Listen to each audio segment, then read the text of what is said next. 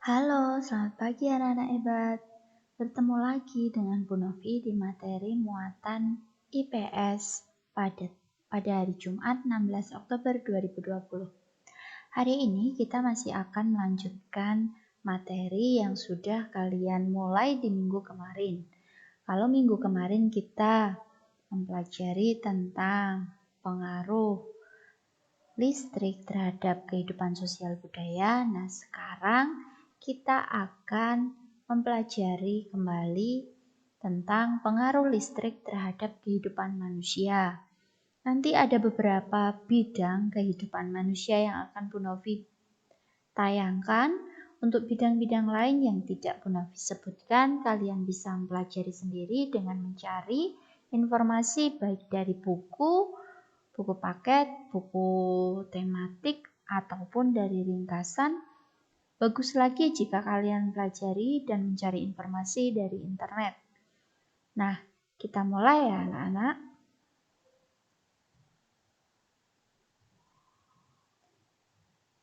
Bu Novi ingatkan kembali tentang sosok atau tokoh yang berperan dalam penemuan listrik. Namanya adalah Michael Faraday.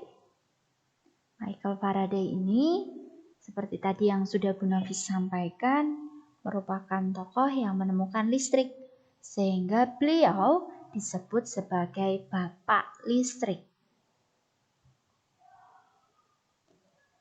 Pengaruh listrik terhadap kehidupan ekonomi manusia yaitu sebelum ditemukan listrik, manusia menggunakan api sebagai bahan penerangan. Mereka menggunakan pelita, menggunakan obor, dan lain-lain. Biaya hidup manusia kala itu menjadi lebih hemat. Namun, ada sisi negatifnya, yaitu pekerjaan menjadi sulit dikerjakan atau diselesaikan dengan cepat. Mengapa? Karena pekerjaan terbatas dikerjakan pada siang hari, sedangkan di malam hari banyak keterbatasan yang harus ditemui. Setelah adanya listrik atau setelah ditemukannya listrik, biaya kehidupan menjadi lebih mahal karena harus membayar listrik yang dia pakai. Tetapi pekerjaan menjadi lebih mudah dan dapat diselesaikan dengan lebih cepat karena bisa dikerjakan baik siang maupun malam hari. Pengaruh listrik pada bidang pendidikan. Sebelum ditemukan listrik, setiap murid hanya bisa belajar di siang hari. Kalaupun mereka mengerjakan tugas atau belajar pada malam hari, mereka hanya menggunakan lilin atau pelita. Tentu hal ini membawa dampak yang tidak bagus untuk mata, karena mereka memaksakan diri untuk membaca dalam keadaan gelap. Setelah ditemukan listrik, murid dapat belajar dan mengerjakan tugas mereka kapan saja mereka mau. Sehingga pekerjaan dan tugas belajar menjadi lebih mudah dikerjakan. Pengaruh listrik pada kehidupan sosial manusia. Dulu, sebelum listrik ditemukan, orang-orang berkomunikasi dengan berbicara atau mengirim surat. Karena pada saat itu, orang-orang tidak bisa melakukan komunikasi secara virtual, via chat, SMS, dan lain-lain. Maka dari itu, orang-orang berkomunikasi satu dengan yang lain dengan cara mengobrol, berbicara, atau jika berinteraksi jarak jauh, mereka menggunakan surat. Tetapi setelah ditemukannya teknologi dan munculnya listrik, diciptakanlah gadget. Kehidupan sosial manusia semakin berubah. Orang menggunakan gadget mereka untuk berkomunikasi. Walaupun berkumpul bersama seperti ini berhadap-hadapan, tetapi masing-masing orang sibuk dengan gadgetnya sendiri dan melupakan kebersamaan mereka. Berikutnya, pengaruh listrik pada bidang budaya. Sebelum ditemukan listrik, orang menggunakan obor, pelita, dan lilin sebagai benda penerang pada malam hari di rumah mereka. Namun, hal ini membuat orang-orang yang melakukan aktivitas saat malam hari menjadi lebih sulit dan lambat. Setelah ditemukan listrik dan lampu, orang menjadi lebih mudah untuk melakukan aktivitas di malam hari. Berikutnya, pengaruh listrik pada bidang hiburan. Sebelum ditemukan listrik ataupun gadget, anak-anak bermain dengan permainan buatan mereka sendiri, atau mungkin permainan tradisional, seperti ini lompat tali, kemudian ini bermain jublak-jublak suang. Mereka lebih merasakan kebersamaan karena mereka bermain bersama teman-teman mereka. Setelah ditemukan listrik dan diciptakan gadget dan video games, anak-anak jarang berinteraksi satu dengan yang lain. Mereka lebih suka bermain di rumah dibanding dengan teman-teman mereka. Ketika mereka bersama dengan teman-teman dalam satu ruangan pun, antara anak yang satu dengan yang lain sibuk dengan gadgetnya masing-masing. Berikutnya, perbedaan sebelum dan setelah adanya listrik. Beberapa kegiatan yang akan Bu Novi sampaikan, nanti kegiatan yang lain bisa kalian cari sendiri dalam kehidupan kalian sehari-hari. Contoh yang pertama adalah dulu orang menyetrika baju menggunakan setrika arang. Setrika arang contohnya seperti ini.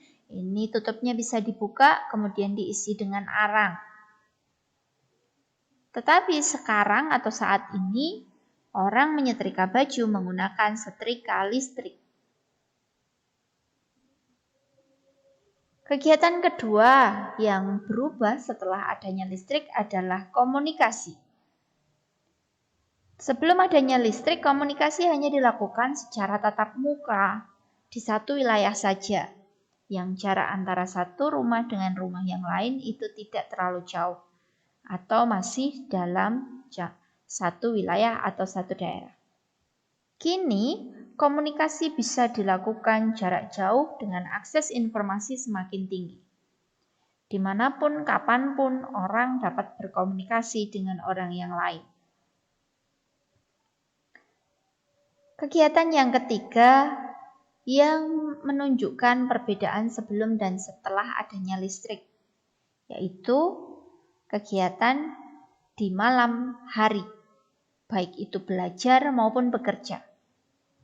Dulu, sebelum adanya listrik, belajar hanya diterangi oleh nyala lilin, pelita, obor, dan lain-lain. Sekarang, orang dapat belajar maupun bekerja di malam hari dengan lebih bebas dan lebih nyaman karena penerangannya cukup. Materi berikutnya yaitu manfaat lampu bagi kehidupan manusia. Tentu lampu yang kita pakai setiap hari itu mempunyai manfaat. Manfaat utama adalah untuk penerangan.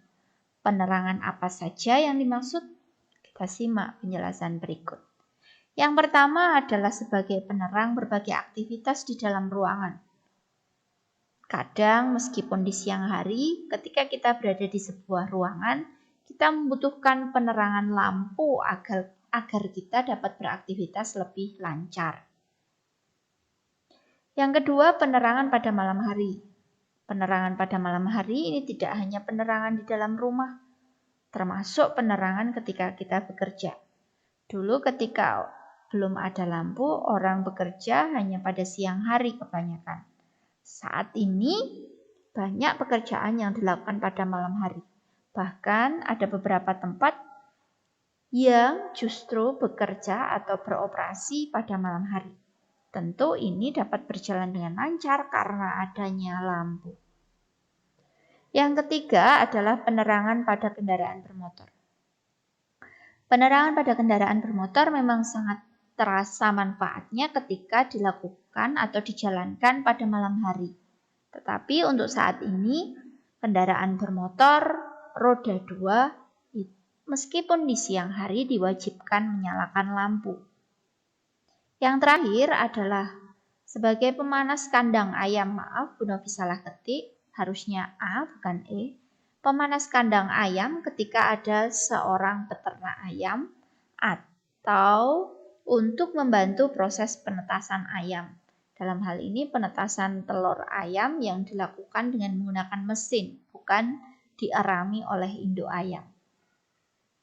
Nah, itu tadi beberapa perubahan manfaat lampu, kemudian pengaruh listrik dalam berbagai bidang kehidupan manusia. Tentu, apa yang Bu Novi sampaikan di sini itu hanya sebagian kecil dari contohnya. Kalian bisa mencari tahu sendiri informasi lebih lengkap pengaruh listrik dalam kehidupan manusia, termasuk pengaruh lampu dalam kehidupan kita sehari-hari.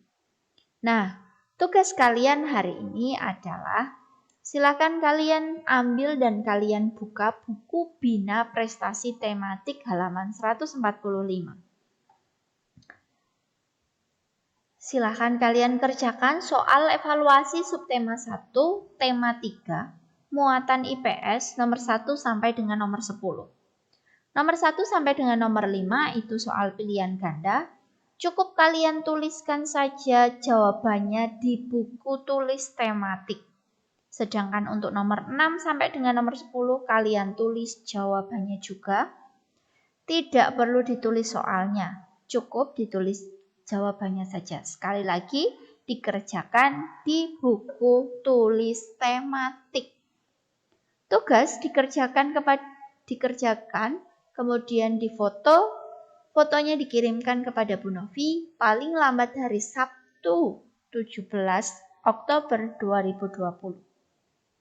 Tugasnya tidak terlalu banyak dan menurut Bu Novi tidak terlalu sulit, maka Bu Novi harap hari Jumat sudah bisa mengumpulkan.